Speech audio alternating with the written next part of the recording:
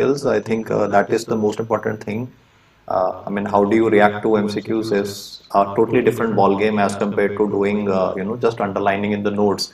Because most of us, what we do is whenever we are studying, we just keep on revising the same information again and again. But then, does that translate into solving MCQs? Is the key thing, in fact.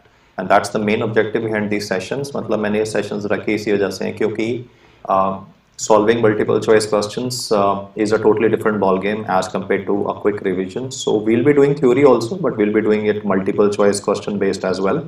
And meanwhile, on the focus at the moment is a slide which is very often asked. I mean, you can on the left hand side pick out a CTPA, that is CT pulmonary angiography, and then you can notice that there's a big clot that is causing a physical obstruction of the pulmonary arteries. So we are talking about pulmonary thromboembolism, and I'm going to talk about a case-based scenario for pulmonary thromboembolism in the later part of today's discussion. So hi, I'm Dr. Marva. Welcome to today's session, and let's just see what guys are coming out with. So yep, do God, you're perfectly right in this one. This would be a CTPA that would be showing pulmonary thromboembolism. The person would be having a deep vein thrombosis, and that would have resulted in clot going into systemic circulation, and that would have contributed to this manifestation. Another very famous X-ray which was asked in last 1 year, both in NEET PG and the FMG exam, is what you can see here, where you can see an opacity in the right upper zone. And then the patient was also having manifestations like ptosis and anhydrosis given.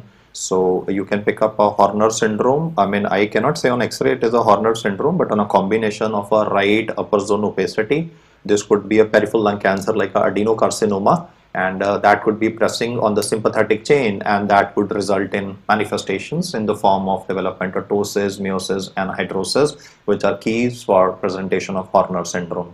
So I think everybody is joined in. These were a couple of just images as a filler while the key question comes up now. And I'll speak more about pulmonary embolism and even Horner syndrome in the later part of the discussion. Ram everybody, and good evening everybody. So yep, hi Dr. Lulu, Pramod, Dugard, then Akko, Sushant, Rida, Gauri, Scalpel, Nisar. So good to see you guys. I think we are in a good position today. Yep, let's start with the first question for today. This talks about a 30-year-old patient. He's had a motor vehicle accident. I mean, you'll notice in RESPI, he'll tend to incorporate a lot of trauma there as well. And hi Ashok, and then he's going to say that the person is having a low oxygen saturation and is put on a ventilator. So subsequently, our patient required multiple blood transfusions as well, and that was on the day of admission. The current vitals are 120, that's pretty fast. Respiratory rate is 30 per minute, that's again exaggerated. His lung function is really getting compromised at the moment, and very soon the muscles of respiration will get fatigued, and then we are having these accessory muscles of respiration working over time. He is also given us a PO2 FiO2 ratio. The X-ray is showing a whiteout, and let's look at your reflexes for today. I'm getting A as a feed initially, that is trolley. Okay, so there is no trolley given in the question. Actually, it's transfusion associated circulatory overload, but it's okay. I mean, if a person has received blood transfusion and then there's a development of respiratory distress, then the person can end up either development of trolley, or he can end up with development of TACO as well. So I'll wait for a few more people to just come out with whatever they think is the most appropriate answer for this one, and then we can go ahead. Okay, hi. Yup, I will keep on the options in this particular case. Okay, so now we are having a slight change in the output as well. I'm getting TACO, I'm getting ARDS as well. Yeah, doctor, I am perfectly okay, and I'm thanks for the compliment. If I'm looking thin, okay, yeah, I'm perfectly fine, doc. So I was waiting for C also, that is fat embolism, because there was a motor vehicle accident, so there have been trauma to the bones as well. So yep, I think now we are having a lot of things coming up. I mean, A, B, C. The audience is divided 33% between all the various options. So let me just solve it for you guys. You have to read the question carefully, guys. He is saying that multiple blood transfusion were given on the day of admission, and today is day 4. So most of the time when it comes to TACO or when it comes to trolley in a patient, the manifestations will occur within 6 hours of transfusion, max to max on the same day of transfusion. I'll repeat that again. TACO is transfusion associated circulatory overload. That's a big time problem with multiple blood transfusions, and then is TRALI as well. But why that is not the answer is because this manifestation would usually occur on the same day, or at least will occur most of the time early, that is preferably within the first 6 hours of onset of or admission, or I would say after whatever time the blood transfusion was given. Most of the time on within few hours only, there is gonna be like a development of circulatory overload or development of TRALI. So the answer for this question is not option number A, guys. Please read the question carefully. I'll say that again. He was given blood transfusions on the day of admission, but where is the problem occurring on day 4 of life, day 4 of the clinical admission? So it's unlikely to be a TACO and TRALI, either of the two, and well, we can do a BNP levels in the patient. So good that you kept that in a differential diagnosis, but A is not the answer. If you're thinking about pulmonary thromboembolism, then the X-ray also has to be taken into consideration, no? Because in pulmonary thromboembolism, we'll be having those radiological findings, no?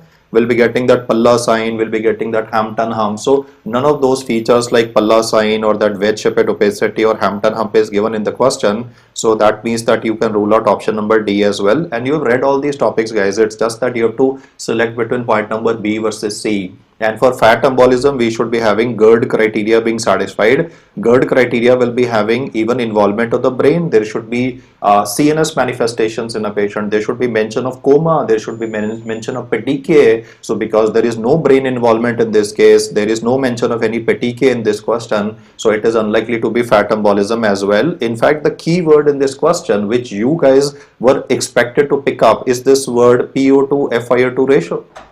I've said this multiple times and I'll say that once again. I mean, the main diagnostic criteria for ARDS is PO2 FiO2 ratio. And why is he gone into ARDS? Because in a motor vehicle accident, if the guy is not using a seat belt, the chest will slam into the steering wheel.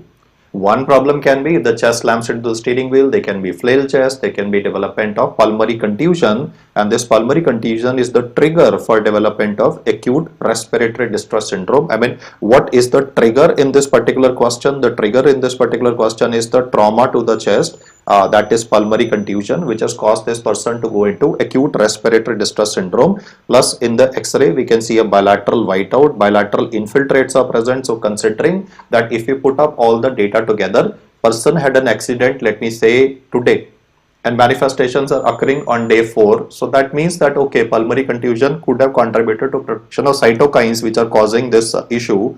So yeah, MD, I think this question would be a clinical one and would be useful for everybody. So the correct answer for this one is B, that is acute respiratory distress syndrome. And let's do this question quickly again. Could be due to ventilator associated pneumonia. No, Bhavika, I mean, there's no mention of any ventilator associated pneumonia. I mean, ventilator associated pneumonia should be having fever, right? So there's no mention of any fever at the moment. So the bottom line is, and moreover, if you read it carefully, you know, ventilator associated pneumonia will develop after a few days of putting on a ventilator. We put the patient today on ventilator, not for ventilator associated pneumonia. We put him on ventilator today for the low SpO2 in the patient. So yup, Siddhant, you're right. This would be non-cardiogenic pulmonary edema. Let's do a quick 30-second run into this question. If you solve this question or read it once again, the confusing point in this MCQ is the mention of multiple blood transfusions. Agreed that, you know, hi Dr. Sana, thank you for joining this discussion. And the key word in this question is anyway the PO2 FiO2 ratio. But what I'm trying to say is that MCQ may confounding factors will be given. One confounding factor given in this MCQ is this word multiple blood transfusion. So we all start thinking in terms of the possibility of transfusion associated circulatory overload or TRALI, whichever is valid. But in this case, the blood transfusion was given, let me say today, and manifestations are occurring after 4 days, so unlikely to be the reason. Second confounding factor in this MCQ was presence of motor vehicle accident. No, Dugard, it is not mandatory. Fat embolism can occur in the first 48 to 72 hours itself. It's not that it will occur after 7 days. So time se kabhi solve nahi karna. Please listen to fat embolism video very carefully. I mean, there I've described GERD criteria, GURD. It's not GERD, right? It's GURD criteria, and just read that GERD criteria. That will make it relatively easier for you. So I'll say this once again. Sorry for the interruption. The bottom line is motor vehicle accident makes you think in terms of fat embolism, and multiple blood transfusion makes you think in terms of TRALI and transfusion associated circulatory overload. But then both of them, Fat embolism, why? Because there is no brain manifestations in PTK. And why it's not going to be answered by you as TACO is because manifestations will occur in the same day itself and not after 4 days or so. So I think we are good to go as far as this question is concerned. The answer to this question is point number B, that is acute respiratory distress syndrome. The trigger was pulmonary contusion. So practice MCQ, guys. What I'll say is again, these are 4 topics which are always asked in the exam, whether it is gonna be FMG exam, whether it is NEET PG exam. ये 4 topics आपको आने चाहिए. Respiratory system में आपको different, you have read these topics, but you should be able to differentiate in the exam now in 1 minute period, whether it is pulmonary embolism, whether it's gonna be fat embolism, or it is ARDS or TACO, and I'll make a table before you which will help you differentiate also. But here I have tried to cover 4 topics quickly. Fat embolism क्यों नहीं, तो फटाफट mind में raise होना चाहिए कि यार coma नहीं लिखा, पेटिके नहीं लिखे. पल्मोनरी थ्रोम्बोलिज्म क्यों नहीं, Palla sign Hampton. That wedge opacity should be present here, no. That triangular wedge opacity in pulmonary embolism should be coming. That is not coming. There's a bilateral whiteout. So this has to be a fast reflex that we should be having in our brain. And if you don't want to get into this logic, then I told you a simple hack also. When the hack is 2 things to be picked up for diagnostic criteria for ARDS: bilateral whiteout and PO2 FiO2 ratio of 100. इसको पढ़ के सीधा answer ARDS mark करना है. So there will always be pointers in the question. There will be confounding factors in the question as well, and you just need to rule out. Filter the noise, man. Right? MCQs will be having lot of unnecessary chatter. They'll be having lot of noise present in the MCQ, and you need to rule it out. The significance of PO2 FiO2, doctor, is that's a diagnostic criteria for ARDS. Normal PO2 FiO2 ratio for you and me will be something in the range of about 500. Like at the moment while you are sitting listening to me comfortably in your house, if your PO2 is 100, then FiO2 is 0.21. Oxygen is 21%, no. So if I divide 100 by 0.2, that will turn out to be approximately 500. So this is the status of you and me at room air. But an ARDS patient, the numerator will be lesser.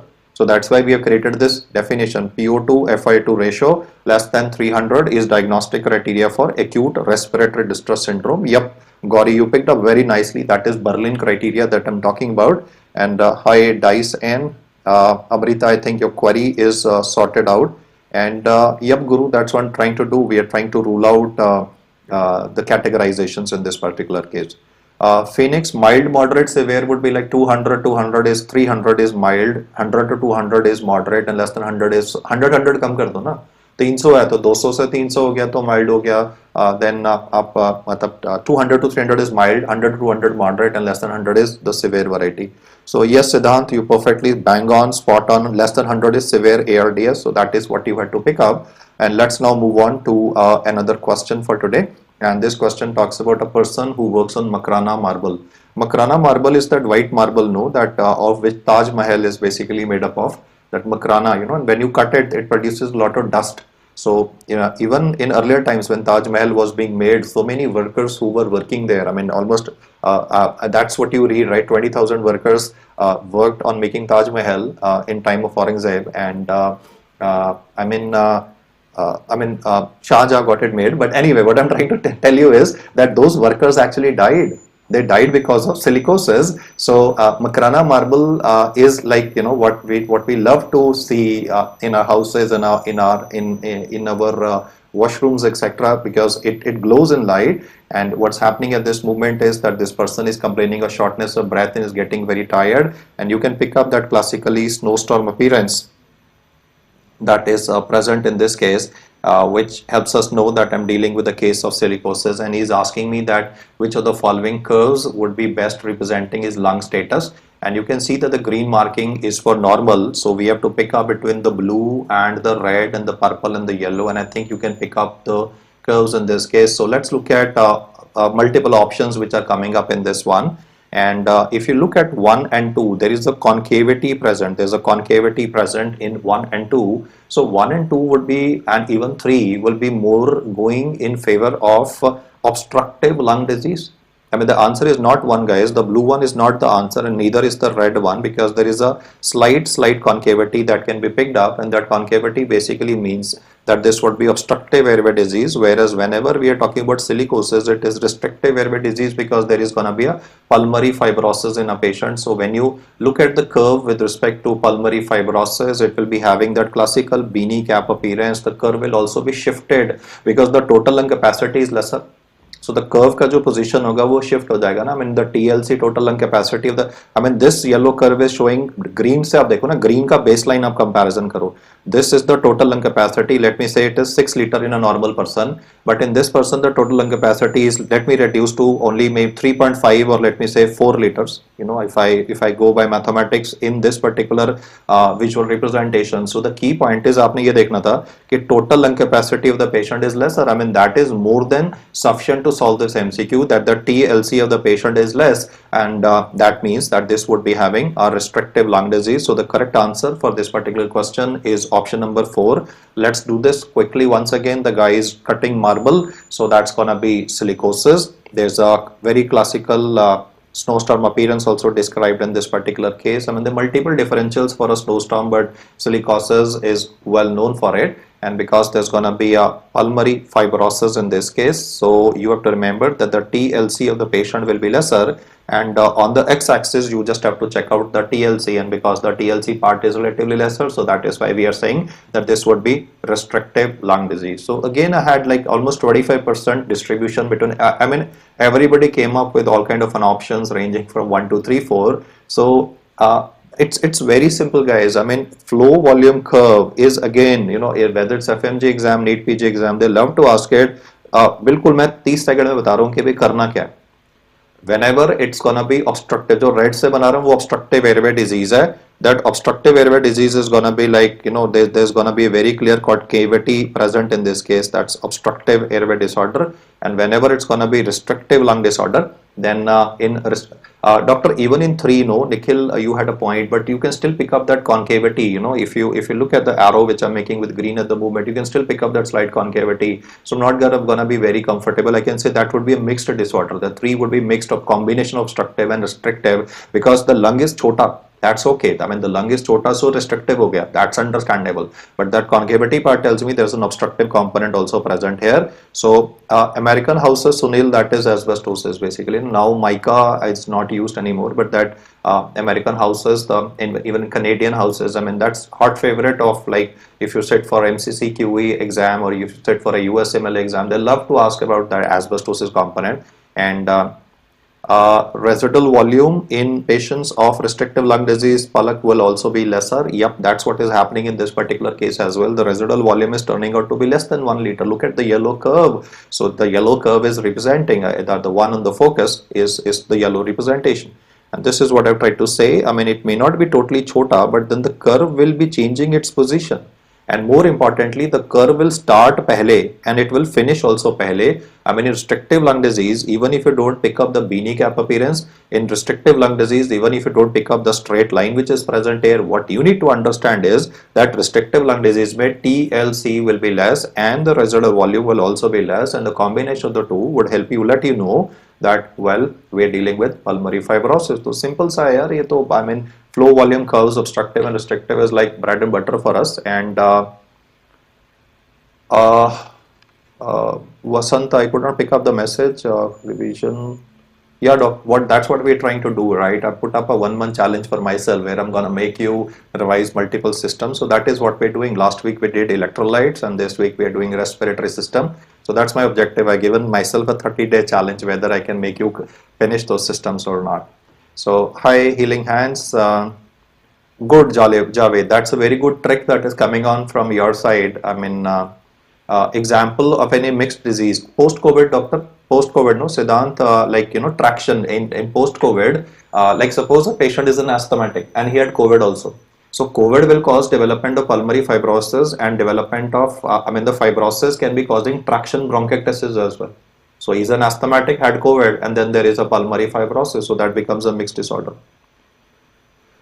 Okay, Fine, doc. I'll put up a schedule on my YouTube channel itself so that you can be well prepared. So let's do this 1 month challenge and let's practice. Okay, Yogesh. Let's move ahead. We have this 25-year-old man who's gonna be running 3 kilometers daily in a park for weight loss and is come with breathing difficulty today. Ground glass and snowstorm appearance, doctor, even radiologists will not be able to differentiate between, but ground glass and snowstorm, yep, I can say snowstorm will have that small white spots and ground glass is like opacity, right? So there's a difference, right? Snowstorm का मतलब है कि white multiple spots would be present. I mean the visibility is less, and ground glass is more visible on a CT scan. Or like if you've seen patients of COVID and their X-rays or CT scans were showing that ground glass opacities. Ground glass means opaque material, right? And white spot, brilliant white, right? There's a difference. Ground glass opacity will have that grayish appearance, and the snowstorm will be having a whitish appearance. That's the simplest differentiation in colors that I can tell you. No, we make it a 30-day challenge. I think 30 days more than sufficient. Too much of time to revise one subject. So let's move ahead. We have this guy. He runs 3 kilometers daily in a park for weight loss. He's coming to you with breathing difficulty after usual running in the winter months, and his body mass index is 26, which means that the chap is overweight. So he's not obese. He's overweight. He's trying to lose weight. That's a good thing he's doing. But in the winters, he's having this breathing difficulty. And he did basic testing. We did his basic testing. Auscultation reveals rhonchi in both the lung fields after exercise on a treadmill in a hospital, and pheno test is abnormal in this patient. So what is the diagnosis of this case? The diagnosis of this patient is asthma. This guy is having basically exercise induced asthma. How do I know it is exercise induced asthma? There is a clinical indicator, that is presence of rhonchi in the chest of this patient after working out. And then there's a test also present by the name of pheno, where pheno will stand for fractional excretion of nitric oxide, and nitric oxide in the breath would usually come in inflammatory, would be coming mainly because of the histamine induced inflammation in the lungs. So nitric oxide, I mean fractional excretion, Fe stands for fractional excretion of nitric oxide, and that is a test that helps us know, because where is this nitric oxide coming from in excess? This fractional, I mean that nitric oxide in excess is signifying inflammation, that is histamine introduced or histamine induced inflammation. Leukotrienes are elevated in this condition. So he's asking us what is the best way for management of this condition. I had multiple answers in this case. Okay, so the house is divided between C. Sir, salbutamol is never used. I mean, suppose I tell him to use salbutamol. अब मैं उसको बोला कि before doing exercise you should take 2 puffs of salbutamol और फिर तुम exercise कर लो. So initially he will work very fine, but then salbutamol causes tachyphylaxis, ना? क्या होता है tachyphylaxis, guys? Please comment in the chat box. What is tachyphylaxis? I mean, yep. Siddharth, you're right that salbutamol will not be a primary answer for this question, because in this particular chap, agar salbutamol is always for rescue therapy. Never use it for prophylaxis purposes. Do not use salbutamol for prophylaxis purposes. Tachyphylaxis basically means tolerance. तो tolerance जो है उसके साथ में, I mean tolerance means that दवाई का असर खत्म हो जाता है, the medicine will stop working. So the answer for this question is not salbutamol, guys. We do not use salbutamol for exercise induced asthma. And then I got also a D there, though most people are commenting correct now. Montelukast and exercise with mask on. I mean, think yourself, no, if you're having breathing difficulty, can you exercise with a mask on? I'm not talking about a pollution. I'm not talking about like somebody is going for a morning run nowadays and there's a smog और मैं उसको बोल रहा हूँ mask लगा के जाओ. वो कह रहा है कि भाई मैं सर एक्सरसाइज करता हूँ तो मेरा सांस फूलता है, और मैं बोलूँ मास्क लगा ले, तो mask will cause him claustrophobia, no?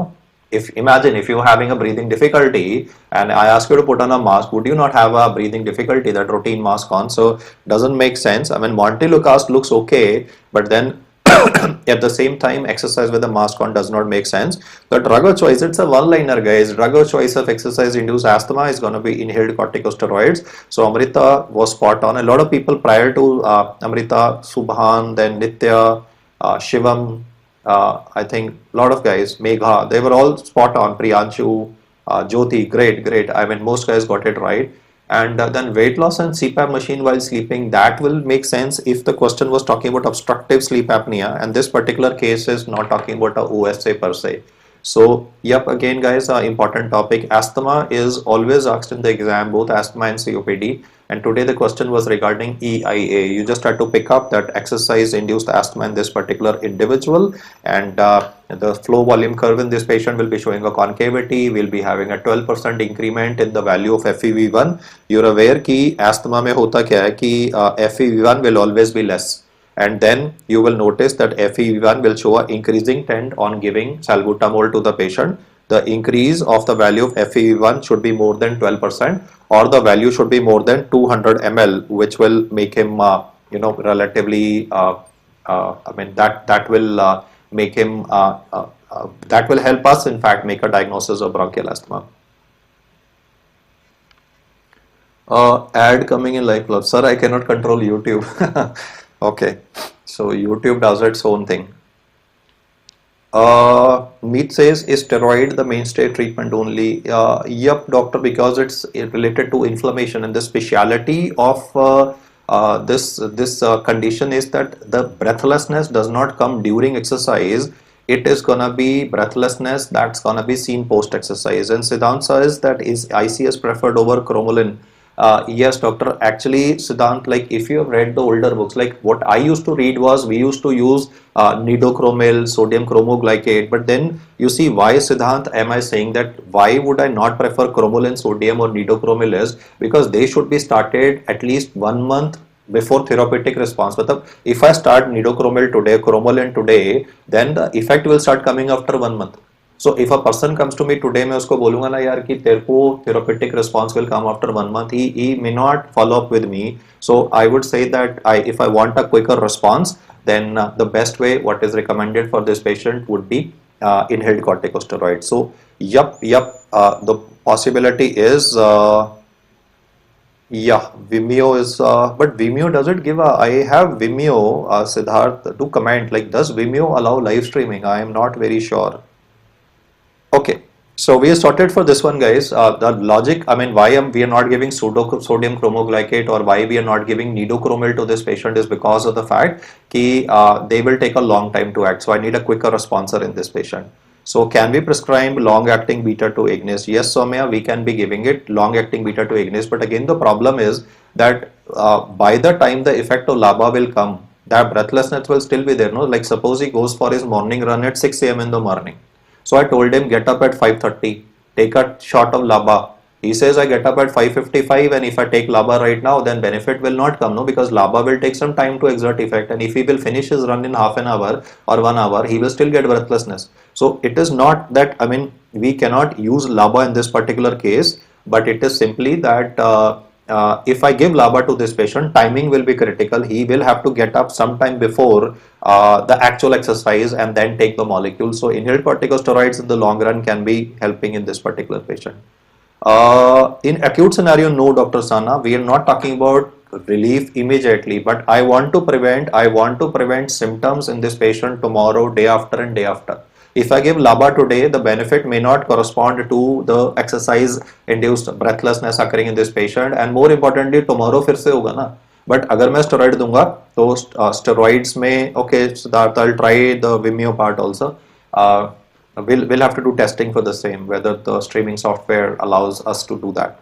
Okay, coming back to the acute setting, drug of choice for asthma, doctor, there's nothing like drug of choice. It's just that we'll be using LABA and inhaled corticosteroids for the patient. Yeah, it's not given alone nowadays. Pooja, you're right. We do not give LABA alone. Nowadays, recommendations are to give LABA with inhaled corticosteroids. But anyway, for exercise-induced asthma, it is mainly ICS. And then somebody said, will it be beneficial to give simultaneously montelukast? Yes, it will be useful. So let's do another one. A patient goes into ARDS after a COVID-19 goes into ARDS after COVID-19 infection. What is the type of respiratory failure that is seen in this patient? So ARDS मतलब पीछा नहीं छोड़ेगा ना, हमेशा it will cause problems for us. So let's just look at what's gonna be. Yes, guys, I would like you to quickly comment on this question. It's more of like a one-liner type, pretty straightforward one. A person has gone into ARDS after COVID-19 infection. and he says what would be recommended, I mean what's the type of respiratory failure in this patient. So because there's going to be hyperventilation, it will be causing a carbon dioxide washout in this person. Because of the carbon dioxide washout, what's going to happen is the CO2 of the patient will be relatively lesser. That was happening in COVID, it was happening in ARDS, and that would be a development of type 1 respiratory failure. So ARDS first should be answered as example of type 1 respiratory failure. Now listen to me very carefully. In patients of ARDS, if we are not gonna give hospital bed, suppose like what was happening in COVID time was hospital bed was not available. So person is sitting in his car, he's breathing, we are giving him oxygen maybe, but at the same time there would be a respiratory muscle fatigue in this patient. The accessory muscles of respiration will get tired, and when there is a respiratory muscle fatigue, that is when the carbon dioxide values in the body of this person will begin to rise. That is when this person will become drowsy, and there would be a development of carbon dioxide narcosis, and that is when the person will start going into type 2 respiratory failure. But in starting, we will be having type 1 respiratory failure. So ARDS should be answered as type 1 respiratory failure. All conditions which are gonna contribute to hyperventilation are type 1. Examples are like if he says acute asthma, if he says ARDS, all of them are like standard conditions, or COVID-19, pneumonia, pleural effusion, fat embolism, जितने भी lung की बीमारी हम पढ़ते हैं जिसमें patient तेज तेज सांस लेता है, वो सारे टाइप 1 रेस्पिरेटरी फेलियर के एग्जाम्पल हैं. टाइप 2 रेस्पिरेटरी फेलियर के एग्जाम्पल बोलो मुझे. Yes guys, can you quickly comment regarding type 2 respiratory failure? Examples of type 2 respiratory failure जो must know है, ये मतलब आना ही आना चाहिए. I'm waiting for your comments guys. What would be the reason for type 2 respiratory failure? Carbon dioxide buildup. Emphysema Siddharth would again cause fast breathing. I mean COPD patient would be having again fast breathing, that will cause a hyperventilation. So emphysema की जगह पे ना, had you said points like, so I mean I'll explain this once again. If we are having a COPD exacerbation, then it becomes type 2 respiratory failure where person will require non-invasive ventilation. First lung के conditions, that neuromuscular funda is perfect, but उससे पहले lungs का condition आप answer करो ना. Basically the point is we need to pick up lung conditions at the moment before we mention neurological conditions. तो COPD का अगर exacerbation हो गया, status asthmaticus हो गया, फ्लेल चेस्ट हो गया, ऑब्स्ट्रक्टिव स्लीप एपनिया हो गया, पिक्विनियन सिंड्रोम हो गया, they are the ones which are responsible for type 2 respiratory failure. Like Picquinian syndrome is called as obesity hypoventilation syndrome. This is because there is lot of fat in the chest wall that will limit the movement of the chest muscles. So obesity hypoventilation syndrome was in fact even asked in FMG exam. सोचो जो इन्हीं set का सवाल है ना, वो FMG का last exam में पहला क्वेश्चन जो मैंने डिस्कस किया ना, वो obesity hypoventilation syndrome है. अगर आपने obesity hypoventilation syndrome नहीं पढ़ा है, तो my suggestion to you guys is that on the same channel FMG का जो recent paper है, that's compressed into 2 minutes only.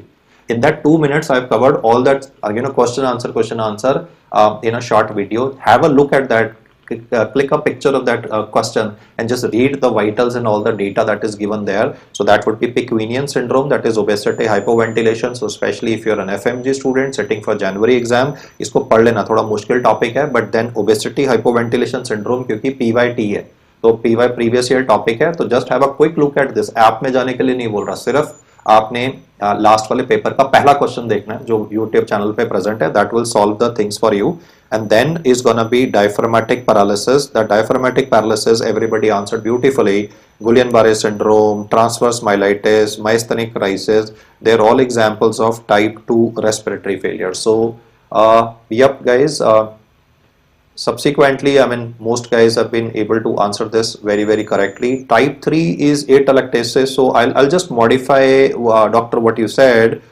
Scalpel says how to remember these. Scalpel, it's very simple. Just go into, there is no mnemonic, और exam में mnemonic नहीं चलते.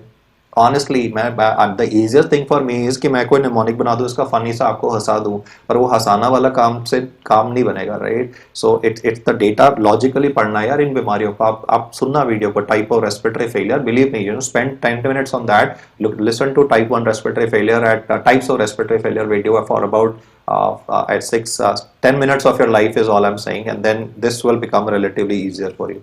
थोड़ी practice करनी है, बन जाएगा. And hypokalemia, yes, Alam, will contribute to hypoventilation if there is a diaphragmatic paralysis. And then is gonna be type 3 respiratory failure, that's gonna be post-operative. So yes, somebody mentioned atelectasis, थोड़ा सा modify कर रहा हूँ, it's gonna be post-operative atelectasis. And then when it comes to type 4 respiratory failure in a patient, that is when this type 4 respiratory failure. Yes, yes, guys, comment in the chat box. Type 4 respiratory failure क्यों होता? uh,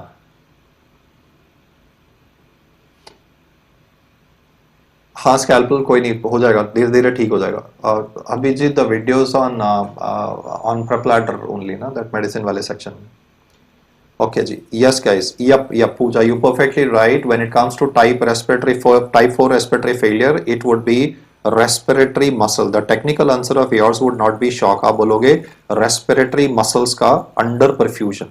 The respiratory muscles are not getting proper blood supply, so the muscles will not be able to function properly. So why we need to remember this is because if I'm saying the word respiratory muscle paralysis, respiratory muscle paralysis should be remembered as type 2 respiratory failure. भाई muscles काम नहीं कर रहे, लेकिन अभी मैं क्या बोला, मैं बोला रेस्पिरेटरी मसल का ब्लड सप्लाई कम हो गया. And why would the blood supply of the muscles become less? It is circulatory failure, it is shock. अब वो कोई सा भी लिखे, septic shock, cardiogenic shock, distributive shock, obstructive shock, वो उसका सिरदर्दी है.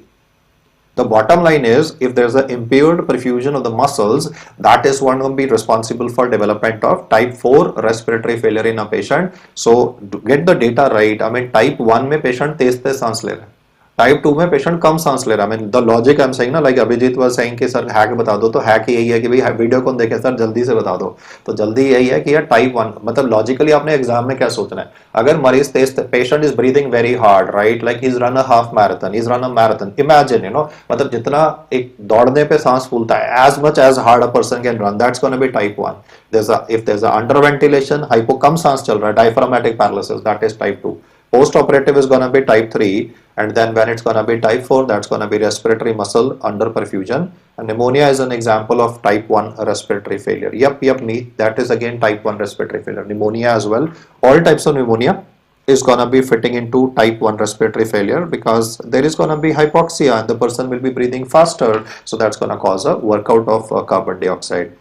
So you need to practice गलत होते हैं क्वेश्चन. करना क्या चाहिए? देखो, करना आइडली तो ये चाहिए कि अस्पताल में जाके मरीज देखने चाहिए, पर उसका तो टाइम नहीं है.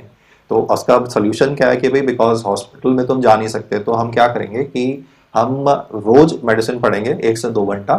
एंड जितना आप एक ही चीज को बार बार रिपीट करोगे उतना it will become relatively easier for you. So in case guys, I mean medicine is not your strong point, my suggestion is instead of trying to do medicine in 3 days, dedicate 1 to 2 hours daily. It will make your life relatively easier. Okay, let's move on to question number 20. A man is diagnosed with emphysema and liver cirrhosis, and he says what is the correct description of this. So the key word in this MCQ is emphysema and liver cirrhosis. Doctor will try to change the settings. I'm not aware of how whatever is coming in between, but anyway, man is diagnosed with emphysema and liver cirrhosis, and then he says what is the correct description about this condition. So can I have the answer to the clinical presentation? And I mean all the options are having this alpha 1 antitrypsin written again and again, so I think the diagnosis can be given by you guys to me first. Yep, guys. The condition that we're talking about is having pan-acinar emphysema. The condition we're talking about is alpha 1 antitrypsin deficiency. Alpha 1 antitrypsin helps in neutralizing elastase. Elastase is going to be an enzyme that causes destruction in the lungs. And in case alpha 1 antitrypsin deficiency hogi, to then elastase neutralization will not happen. If elastase neutralization will not happen, elastase will destroy the connective tissue in the lung, and destruction of connective tissue in the lung would then result in manifestation of emphysema in this chap. So yes guys, I think I've given substantial amount of hint. सभी में chromosome 14 है, सभी में gene common है, so you just need to pick up what is the fundamental issue in this patient. The topic that we're discussing at the moment is is also an example of type 1 respiratory failure, that is alpha 1 antitrypsin deficiency. Smoking causes central emphysema, we all know, but then we are having an emphysema which is even more severe, will occur in a non-smoker. This guy has never smoked in his life, but still he'll be having emphysema. That's called as pan-acinar emphysema. So, yep, guys, let's look at what people are mentioning in this particular case. First of all, we should be aware of the fact that where is alpha 1 antitrypsin produced from? So alpha 1 antitrypsin is a molecule that neutralizes elastase, but ये बनता कहाँ पे है? तो ये lungs में नहीं बनता. Alpha 1 antitrypsin बनता कहाँ से है?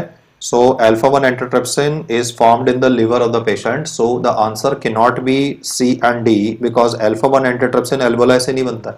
It is produced from the hepatocytes. Guys, answer is not B, C or D. Why? Because alpha 1 antitrypsin बनता कहाँ पे है? तो वो liver में बनता है और वो करता क्या है? तो वो elastase को neutralize करता है. So answer cannot be C or D. So you have to answer me with respect to A versus B. कि is it a defective production or is it a defective release? Then the bottom line is guys that इसमें होता क्या है? Alpha 1 antitrypsin deficiency का मतलब ये नहीं होता कि alpha 1 antitrypsin बनता नहीं. हमने ये डिजीज सबने पढ़ा हुआ है. बट कंसेप्ट आपको ये क्लियर होना चाहिए. It is not less production guys, बनता तो है पर एक्सक्रीट नहीं होता है. Please understand, alpha 1 antitrypsin deficiency का मतलब ये नहीं है that it is not gonna be produced. It will be produced but it will not be released. There is a defect in the release per se. The correct answer for this one is option number B. This was more of a fact based question guys. This is understanding कि भाई आपने topic पढ़ा, ध्यान से ये नहीं पढ़ा है that alpha 1 antitrypsin deficiency does not mean that it is not produced. Alpha 1 antitrypsin deficiency में production is perfectly normal. It is the release of alpha 1 antitrypsin that is relatively less. तभी तो alpha 1 antitrypsin liver के hepatocyte में accumulate हो जाता है, और जब वो liver के hepatocyte में accumulate हो जाता है तो then it will be contributing to development of liver cirrhosis. Yes, Loving Life will be doing multiple sessions subsequently. होता क्या है यार, पैथो में पढ़ाते हैं ना, पास पॉजिटिव, शिफ्ट reagent positive inclusions in the hepatocytes. वो इंक्लूजन इन द हेपाटोसाइट्स क्यों प्रेजेंट है? Why is the pathologist saying that शिफ्ट reagent PAS positive inclusions are present in the hepatocytes? Because it is produced लेकिन वो निकलता नहीं है, तो वो हेपाटोसाइट में एक्यूमुलेट हो जाता है, और लिवर के अंदर जब वो एक्यूमुलेट होता रहेगा, that is when there is gonna be manifestations of cirrhosis in this patient. So the disease will usually manifest by about 20 years of age. We'll do that, doctor. We'll come up with a schedule. Since there is already a cirrhosis, so how it's gonna be a normal production? Shirou, यही तो concept है ना कि वो बनता normal है लेकिन वो रिलीज नहीं होता, तो हेपाटोसाइट डैमेज हो जाते हैं ना उसकी वजह से, क्योंकि एक्यूमुलेट कर जाता है. It's the product should be released and should be neutralising elastase. जो हम पोल्यूशन में जाते हैं तो इलास्टेज रिलीज होता है. हम सबको एम्फाइसीमा क्यों नहीं होता? Though we go out in pollution, हम सबके लंग्स में इलास्टेज रिलीज होता है क्योंकि हमारी बॉडी में अल्फा 1 एंटीट्रिप्सिन रिलीज हो रहा होता है. लेकिन जिसमें अल्फा 1 एंटीट्रिप्सिन नहीं होगा उस वाले केस में, if the alpha 1 antitrypsin is gonna be not released from the hepatocyte, then one, the lungs will be damaged because there is no protection. Even pollution में जाने से उसको emphysema हो जाएगा और उसको यंग एज में सिरोसिस हो जाएगा because there would be accumulation in the hepatocyte that will damage the hepatocyte. और फिर जब लिवर सेल्स डैमेज हो जाते हैं तो जो रिपेयर वाले सेल्स आते हैं वो पिक्चर में आ जाते हैं. Whenever hepatocyte को insult होती है, whether it's viral hepatitis, whether it is toxin, whether it is alpha 1 antitrypsin irritating the hepatocyte, stellate cells will come in the picture. और stellate cell को एक ही काम आता है, that's gonna be fibrosis, and that's gonna contribute to development of liver damage in this patient. So the basic concept, guys, is, I'll repeat the basic concept once again. In alpha 1 antitrypsin deficiency, the meaning of the word is not that it's gonna be produced lesser. Production is perfectly normal. It's the release that is relatively lesser, and that is the main reason why there is going to be liver cirrhosis, because alpha 1 antitrypsin is going to accumulate in the hepatocytes. It's excessive accumulation of alpha 1 antitrypsin which activates the stellate cells, and then stellate cells are then going to contribute to fibrosis, and that fibrosis is going to contribute to development of liver cirrhosis in a patient. So Dr. Samad, I think I'm addressing the crowd mainly in English. A few basic vocabulary, local words would come in, but then most of the time I'm gonna try and use English and make things easier for you guys.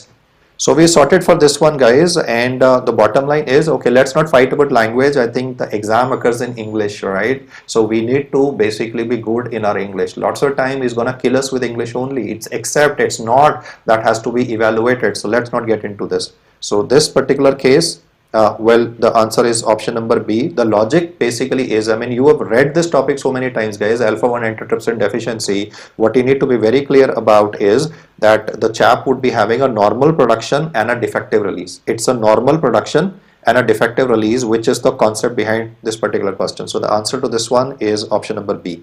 Okay. Let's move on to the next disease, which is called as salty baby syndrome. In the moment you read about sweat chloride, you know that we're talking about cystic fibrosis, we're talking about salty baby. And even if today I made it relatively easier for you, that sweat chloride thing, in the actual exam when this question was asked, there was no mention of any sweat chloride, and he just mentioned about a kid who's having recurrent pneumonia with diarrhea. So every time you're gonna read about a child who's going to be having two things, because there are a lot of causes of recurrent pneumonia in children, but every time we're going to be having a combo of recurrent pneumonia. So the exam occurs in English, so we need to be good in that. So child having recurrent pneumonia, and simultaneously if he also mentions about steatorrhea, if he talks about malabsorption syndrome, then we have to think in terms of one important differential diagnosis as cystic fibrosis or mucoviscidosis. He says which of the following is not correct about this particular condition. So in patients with cystic fibrosis, we usually have agenesis of vas deferens in male patients. This agenesis of vas deferens in male patients can be explaining the infertility component. Diabetes mellitus will also be seen in these patients because the pancreas is getting damaged. The pancreatic secretions are getting affected. So first the exocrine component of the pancreas will be affected, but because of the chronic pancreatitis component, the total volume of the pancreas will also become lesser. In chronic pancreatitis, if the volume of pancreas will become lesser, that means that the total number of beta cells in the pancreas are less, which means there is a insulinopenia, and that means there will be diabetes mellitus in the patient also.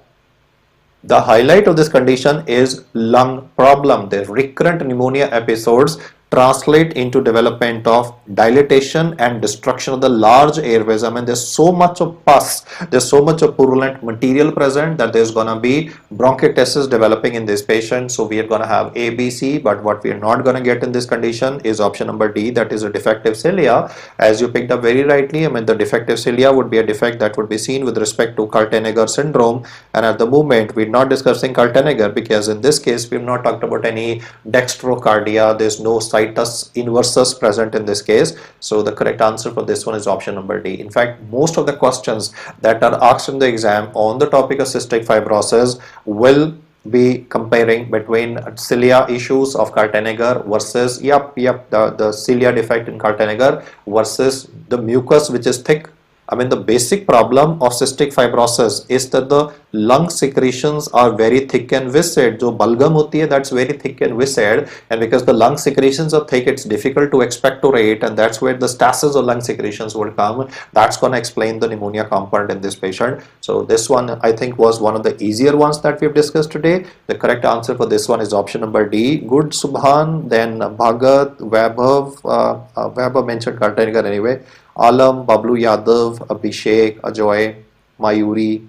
I think everybody got this one correct. So cool. I mean, you know, you're good with cystic fibrosis because you read that in pediatrics as well, and you read that in general medicine as well. So I think this as a topic, I'm pretty satisfied with your responses.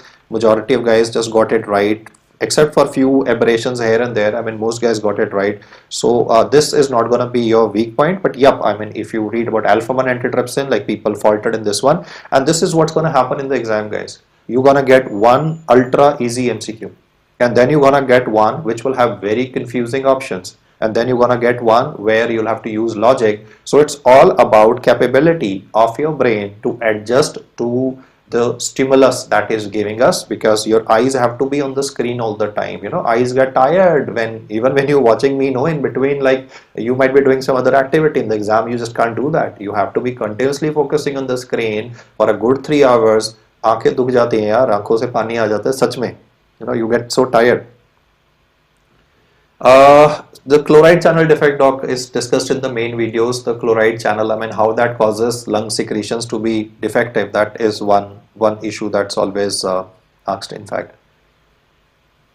chloride secretion is increased in the sweat, and yep, doctor, it's increased in the sweat but not in the pancreatic secretions. So that would be cool. And Pasha, you got it right. So ultimately cool.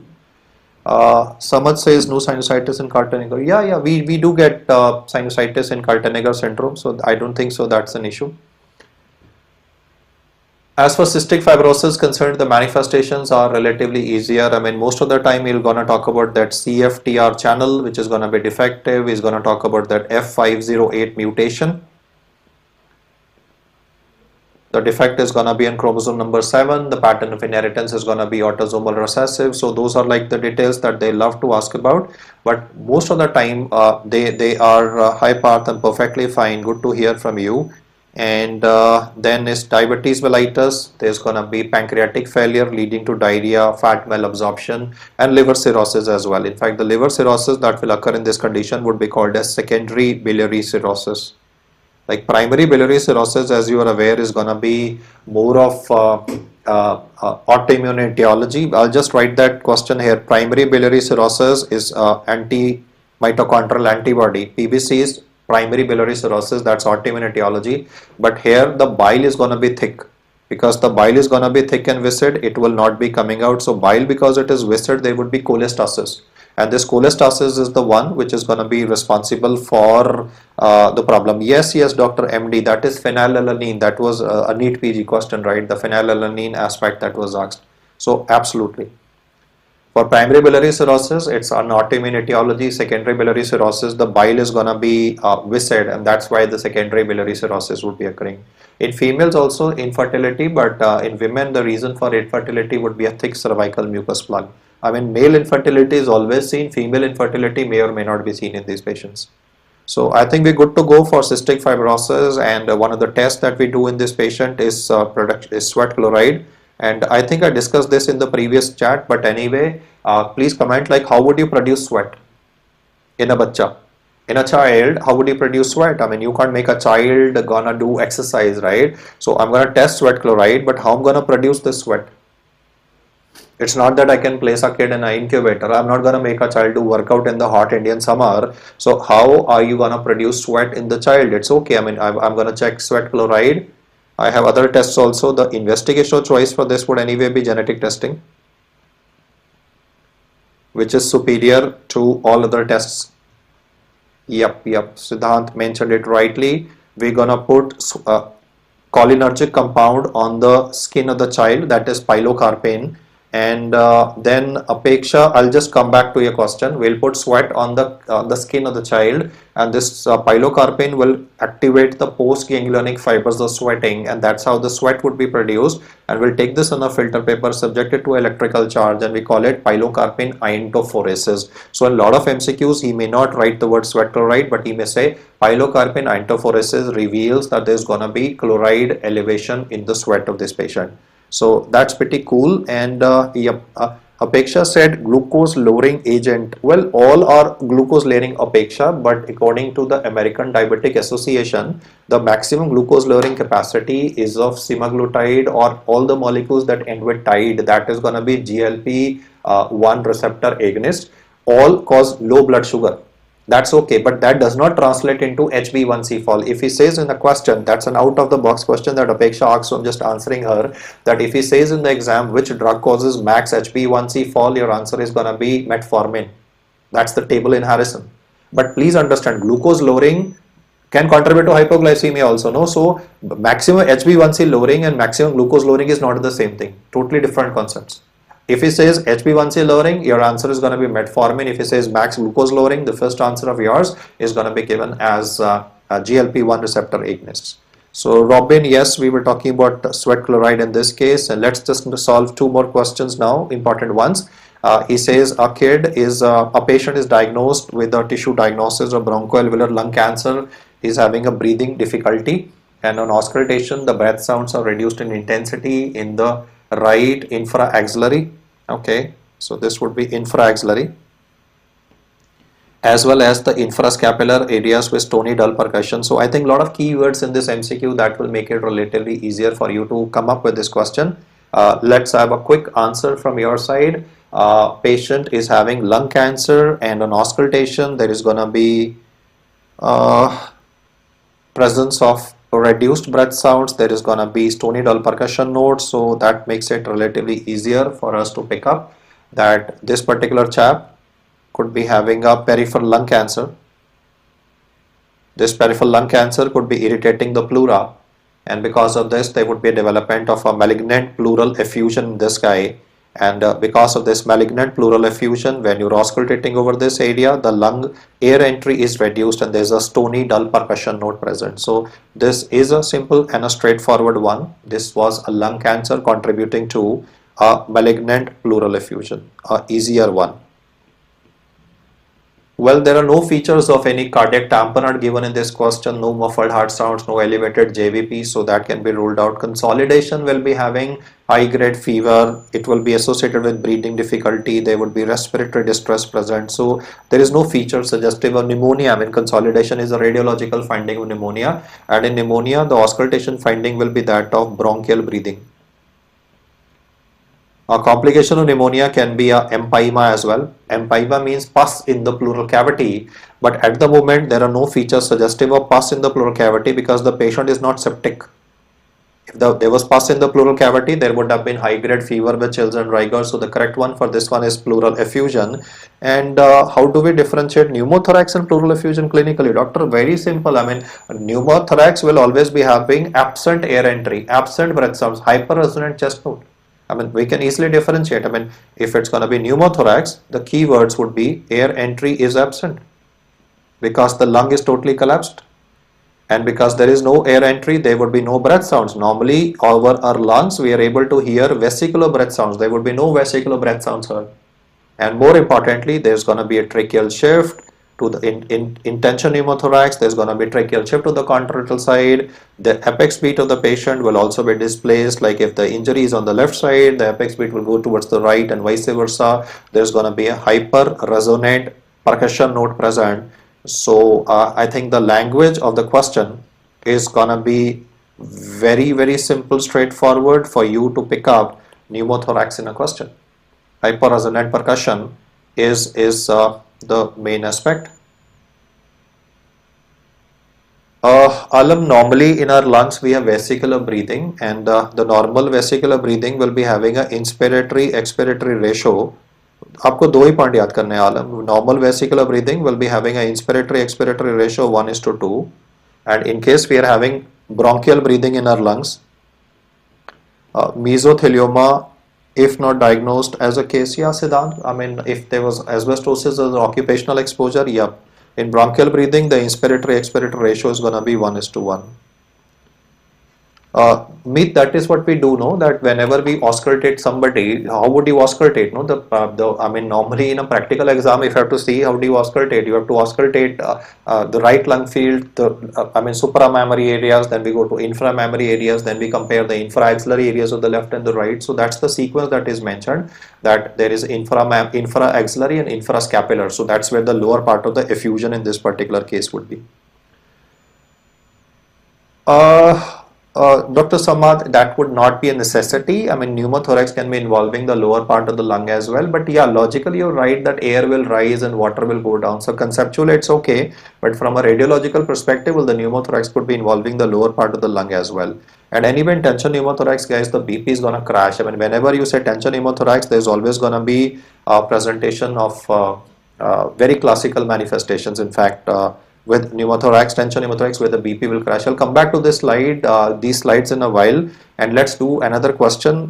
This is slightly different from the previous one, so I wanted to pick up the difference.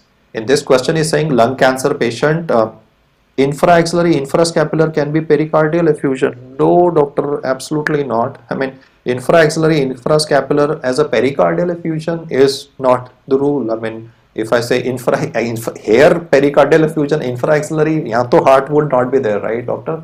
So it's unlikely to say that infraaxillary finding is going to be pericardial effusion. So let's come to this one, right? I think you're talking about this particular question where a lung cancer patient has come with breathing difficulty, and on examination the trachea of the patient is central with neck veins that are distended. That's one key hint, neck veins distended. Auscultation shows infrascapular side showing dullness to percussion with bronchial breathing. So this is where the problem is. Let's imagine this to be the lungs of the patient, and we are looking at the patient from the back side. We are looking at the patient from the back side. This is the scapula of the patient. This is the scapula of the patient that we are evaluating.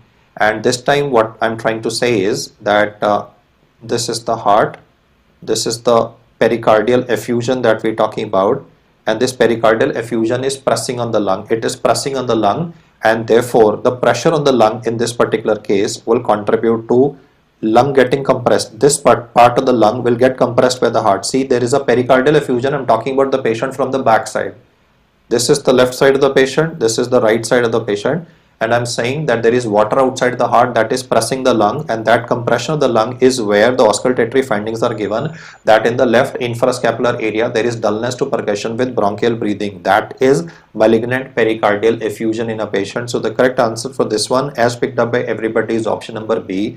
Please remember that in two different sessions of the exam, both in FMG as well as in the NEET PG exam, one, they gave up a question on lung cancer in which the answer was pleural effusion, and then they gave up a question on lung cancer in which the answer was pericardial effusion. And what was the difference is what I have shown at the moment. If you get a question on lung cancer and it talks about findings, obviously it can either be a malignant pleural effusion or it can be a pericardial effusion as well. How would you pick it up? If it's going to be related to the heart, the JVP of the patient will be elevated because the heart is getting compressed, so jugular venous congestion would be present. And there would be bronchial breathing, doctor, because there is a lung consolidation.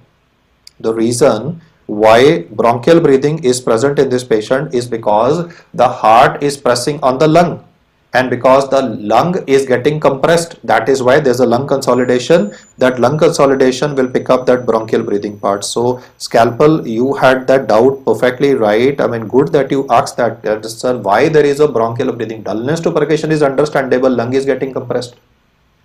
Dullness to percussion is understandable because the lung is getting compressed. But at the same time, there's going to be auscultation of bronchial breathing. That's because there's a lung consolidation. I'll say that in Hindi, lung dab gaya na, to usko wo consolidation bol raha hai, and that's where the bronchial breathing component would be coming up. So two good pickups there. I think most guys have done it very well, these two particular questions, and most of the time in an X-ray, you will be able to pick up a pleural effusion. I mean, in this particular chest X-ray, we can pick up a hydrothorax or a pleural effusion. One of the earliest radiological findings of pleural effusion is going to be blunting of the CP angle, that is of the costophrenic angle. This is the costophrenic angle, and then two where I've written that would be the cardiophrenic angle. So first it is the costophrenic, and subsequently it is the cardiophrenic angle that will get affected. What you will also notice in this case would be a Ellis curve. What you will also notice in this patient would be this curvature present that I'm talking about as Ellis curve, or would also be called as meniscus sign. So pleural effusion on an X-ray can be picked up on the basis of the facts which we have mentioned at the moment, and obviously the appearance in this particular case would be totally white. So hydrothorax can be easily picked up on basis of radiological findings. And then he can ask us regarding criteria to differentiate between transudative versus exudative pleural effusion. So you know that those criteria that we use are what are called as Light's criteria. Light's criteria are like mainly taking into consideration two things. That's gonna be the pleural fluid. इसमें sugar नहीं लेते. I mean, what are the components which we take up in Light's criteria? The components in the Light criteria will be pleural fluid protein, and we'll be taking into consideration pleural fluid LDH. Yes, guys, please comment in the chat box. Will we be having thoracocentesis, wherein we'll do a thoracocentesis in this case for removing the fluid. No, the diagram in this particular case shows a thoracocentesis being performed at the lowermost side. Most of the time the thoracocentesis will be done in the 7th or the 8th intercostal space, or we'll do it ultrasound guided at the lowermost level achievable, so that we can remove the maximum amount of fluid present. And this would most of the time be lateral to the posterior scapular line. I mean, this is the scapula of the patient, and we are putting a needle a little inferior to the scapula in the lowest intercostal space. Yes, guys, the leading cause for transudative pleural effusion. Can I have a quick fill in the blanks now at the moment? What is the leading cause for a transudative pleural effusion? This is going to be heart failure. And if he says exudative pleural effusion, then this is going to be one parapneumonic effusion, that is empyema. If it is not a parapneumonic effusion or empyema, then the next thing that you should be answering here is tuberculosis, and then would be malignancy. So these are the reasons for exudative. Exudative would mean pus being present. So parapneumonic effusion slash empyema, then TB. I mean, complication of parapneumonic effusion is empyema, then TB, and then malignancy. Then transudative effusions are always bilateral. Rheumatoid arthritis जो होता है inflammatory condition है, because rheumatoid arthritis is the autoimmune condition. तो autoimmune मतलब inflammation. Inflammation इसलिए it is written as exudative pleural effusion. Then another is Dressler syndrome. This is post myocardial infarction. This is post MI pleuritis. This is a post MI pericarditis developing in a patient, which is why this is also an example of an exudate. And then bloody pleural effusion can be seen in TB, lung cancer, trauma, and obviously bleeding diathesis. I mean, if a person is having warfarin toxicity, even then bloody pleural effusion can be seen in the patient. Okay. Site for thoracocentesis, you all know, I've already said that, put in the needle lateral to the posterior scapular line. That's where the preferred site would be. And introduce the needle. This was an FMG question last time. Where will you put the needle? It is upper border of the lower rib.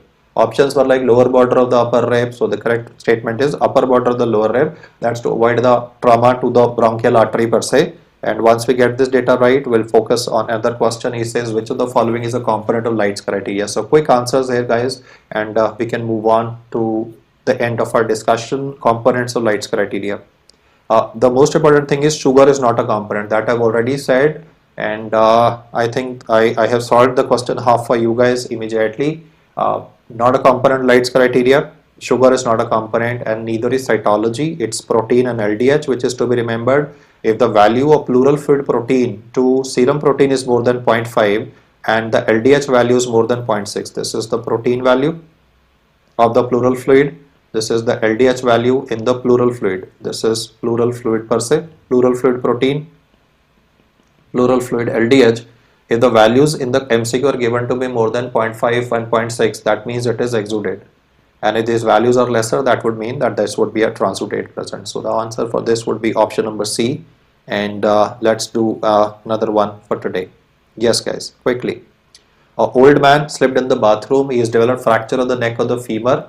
His total hip replacement was done recently. I think Telangana Chief Minister, no, KCR sir, he fell down and he injured himself pretty bad. So he had to undergo a total hip replacement. So like, you know, especially in old people, there's always that risk of falling in the washroom and then ending up with a a fractured neck of femur causing avascular necrosis, and thereby hip replacement would be done.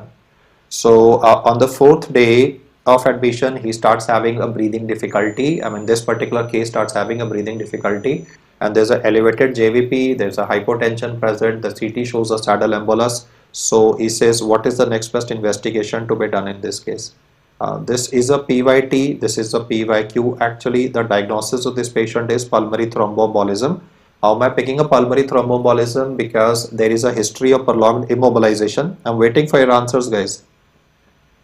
There is a prolonged immobilization. He had undergone hip implant surgery. So bed pe later रहेगा. If he's gonna be lying in the bed for long duration, prolonged immobilization will trigger deep vein thrombosis. Then he's having features of right-sided heart failure because the clot will cause obstruction of pulmonary arteries, so right side of the heart will fail. That is the reason why there is a elevated JVP, and if the right side of the heart will fail, then left side blood will also be compromised, so there would be hypotension. So yes guys, I am waiting for your comments for this one. He says, which of the following will be the next best investigation to be done in this case? CT angiography is showing a saddle embolus. I'm getting a C here. D-dimer assay is a screening test for this condition. If CT angiography has already been done, will you do a D-dimer assay? No guys, you will not do a D-dimer assay in this case. The answer to this question is not C, and if you are an FMG student, you should not be getting this question wrong because this came last time. If he is himself telling you CT angiography is showing saddle embolus, then why would you do a D-dimer assay, man? The D-dimer assay is only a screening test that tells you that there is chances of clot formation. You need to demonstrate where the clots are coming from. You need to demonstrate where the clots are coming from, and how to prove that where the clots are coming from. The clots are gonna be coming from the legs of the patient. The correct answer for this one is D, guys. And if you have not listened to the last time's paper discussion, please go through it, guys. This is not the kind of question that should go wrong under any circumstances. Pulmonary thromboembolism has always been asked in FMG exam and NET PG exam and will continue to be asked. We keep on making silly mistakes in this case. If I'm doing a echocardiography, doctor, it will not give me some new information, right? I mean, echo will tell me right ventricular dilatation, that I already know clinically. He says next investigation to be done, because you need to prove where the clots are coming from. The clots are coming from the legs of this patient, so we'll do Doppler of the extremities, and the Doppler of the extremities means that I'll be scanning all the big veins. I'll be scanning the iliac vein, I'll be scanning the femoral vein, the popliteal vein of this patient. I need to scan those veins so that I can pick up the source of the clot, because if there is one clot going, then more than one could be going there.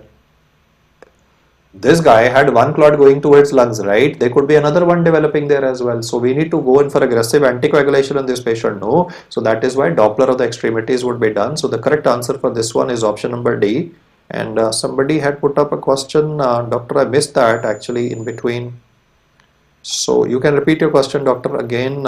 I missed a question between. The correct answer for this one is option number D.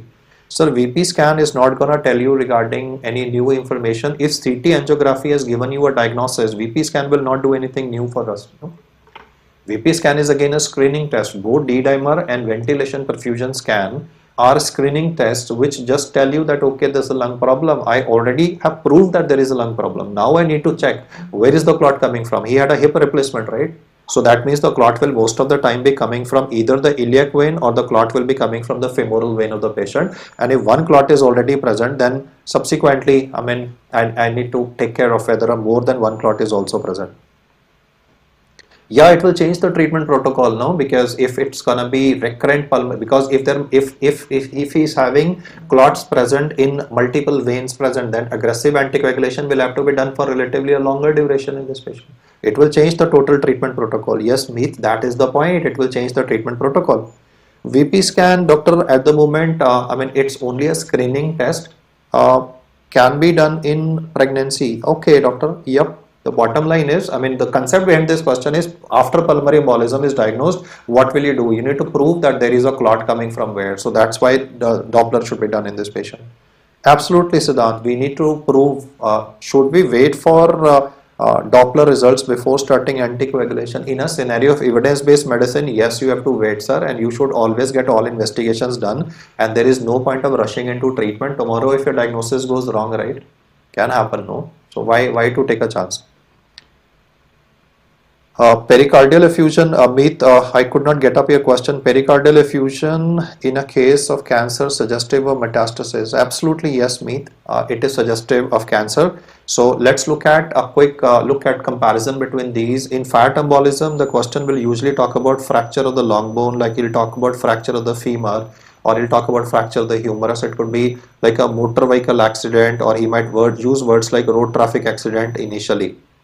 Then CNS manifestations will occur in this particular case. There's gonna be presence of coma in this patient, and platelet count will always be less in fat embolism. Petechiae will always be present, and the X-ray findings in this patient will most of the time be that of a snowstorm appearance. So if they give you a fracture of the femur and then there is a respiratory distress is common in all of them, and don't talk about that it will occur in first 24 hours or after 24 hours. That is a very speculative way of solving the question. So we need to obviously, it's the GERD criteria. That GERD criteria is the one which is a must know. I'll show you the slide for the GERD criteria as well in a second. But yep, these are the main aspects to be remembered. And GERD criteria hota kya hai? There should be lung issues in a patient. There can be brain issues in a patient in the form of coma, and there should be a presence of petechiae. Plus there's gonna be fever. There is going to be tachycardia, there's going to be urinary flat globules. Look at the data that is given. Most MCQs will not say this. No, if he will himself say urinary flat globule, if he will say retinal fat petechiae, then it will become easier. So we'll talk about drop of hemoglobin, high ESR. These words that are written now are unlikely to be present in an MCQ. If I say retinal fat, if I say urinary fat, if I say fat globules in the sputum, then the diagnosis वैसे ही clear हो जाता है. So for GERD criteria, these two where I put the star mark will not be given, and you need to pick up the aspects that I've just explained to you. For pulmonary thromboembolism, the triggers would be most of the time either it's gonna be prolonged immobilization. And then apart from this, the immobilization part, there would be, as far as the triggers are concerned, the immobilization part. The second thing that what you need to understand for pulmonary thromboembolism is a joint implant surgery, like total hip replacement, total knee replacement in this case. The third possibility where it can be given is cancer surgery. All cancers are hypercoagulable state. तो किसी भी cancer surgery में there is gonna be incidence of pulmonary thromboembolism. There is gonna be no CNS involvement, no platelet count in this case, and the radiological finding in this case is a wedge-shaped opacity. So we'll be able to see a Hampton hump, or we'll be able to see a Westermarck sign or a Palla sign in a patient. So I mean that Hampton hump Palla sign. Though Palla sign is difficult to pick up, but Hampton hump can be given. We'll get a McConnell sign on echocardiography as well.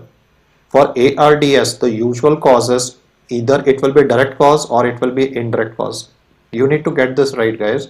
If he says ARDS, yes, please comment in the chat box quickly. Last slide for today. What is the usual direct cause for ARDS? What is the usual indirect cause for ARDS? I'm writing down other causes. Other causes can be like Mendelssohn syndrome. Then can be toxic gas inhalation. Toxic gas would be like Bhopal gas tragedy. Then can be trolley, transfusion related acute lung injury, pulmonary contusion. We did a question on that. So I'm waiting for your answers here. Last ones for today. What is the direct cause for development of pulmonary ARDS, and then would be indirect cause. The direct cause should be remembered as pneumonia, and the indirect cause should be answered as sepsis. Very good. And the couple of other causes that I mentioned, there would be no CNS involvement in these patients, no platelet count, and the X-ray in this patient will be showing bilateral opacities, bilateral whiteout would be present. So X-ray will obviously be helping you, but X-ray will not be a major diagnostic feature. You need to look at the triggers given in a question and then identify, I mean, with respect to sudden onset respiratory distress. I mean, every time we read a question on sudden onset respiratory distress, these are the aspects which are to be kept in mind. So, I mean, what I have tried to do in previous 1 hour, guys, is focus on those questions which are usually the high yield topics that are asked in the exam, and especially, I mean, ARDS, fat embolism, pulmonary thromboembolism, and then asthma we discussed, flow volume curves are what we have discussed. They are like those key aspects which are usually asked. The one that are not covered today is pneumonia, which I'll be doing in my subsequent discussion, where we'll talk about curve 65 score. But because I think you have done curve 65 score multiple times, I thought, you know, I should talk about those where errors of judgment can be present. So yep, do comment in the chat box how many of these 10 did you get right. We have discussed 10 questions today. You can just quickly go through them, scroll through them fast. I'm just making you look at the slides once again, and just quickly comment in the chat box regarding how many of these did you get correct. So the first one we discussed was ARDS. Then we talked about flow volume curve. Then we had exercise induced asthma, the types of respiratory failure, alpha-1 antitrypsin deficiency. We spoke about cystic fibrosis versus Kaltenegger. We talked about 2 MCQs on lung cancer patient. One was having pleural effusion. The second one was having presence of pericardial effusion. Then was Light's criteria, PYT, that's gonna be Doppler in the extremities, and then is I mean the GERD criteria that we have discussed. So yep, guys, I mean great. We'll continue with these sessions. I'm good with your scores that you've seen, but to take out those negatives also. Now, I mean, look at why those questions went wrong. Was it a silly mistake or was it a lack of knowledge? It's not lack of knowledge. That's what I usually find. It's mostly silly mistakes which are responsible for this. Liquid blog, we'll be continuing with respiratory system in our subsequent discussion, and after respiratory system we'll be doing nervous system. So I'll put up a schedule on my YouTube channel as well. And CT angiography, why do we wait for a Doppler? Meet, that's the protocol you can check out in Harrison, that he says that after a CT pulmonary angiography we should be doing a Doppler to prove the source of pulmonary embolism. Telegram channel, Dr. Reguri, that's in the description of this video. My Telegram channel is present, in which this PDF of this document would be present. So thank you, Dr. Samad, for the keywords. And yep, yes, NASH, NFLD, Sarthika, I'll be doing that. Those are very neglected ones and they've started asking them, so I'm gonna be doing it. So yep guys, the schedule will be up very soon, and the Telegram channel name is given in the description of the video below. For FMGs, guys, continue doing whatever you're doing at the moment. Continue doing as many questions as possible. Question करो यार, basically क्या पढ़ते तो सभी हैं, है ना, but is that theory sufficient for solving MCQs, वो कैसे पता चलेगा unless until you do questions, no. So when you will do question you will come back to the theory component again, note करो कि भाई ये क्वेश्चन में ये टॉपिक प्लूरल एफ्यूजन मुझसे गलत हो गया, suppose I am saying, you got it right, that's cool, but suppose you got it wrong, then you to find out the cause, no, and come back to the topic and do it again. So it's just that going back and forward between your theory and MCQs and then theory, because we keep on saving MCQs. You do a MCQ in the app, you will just save it. You will not come back to it. You need to come back to it. That's the main point.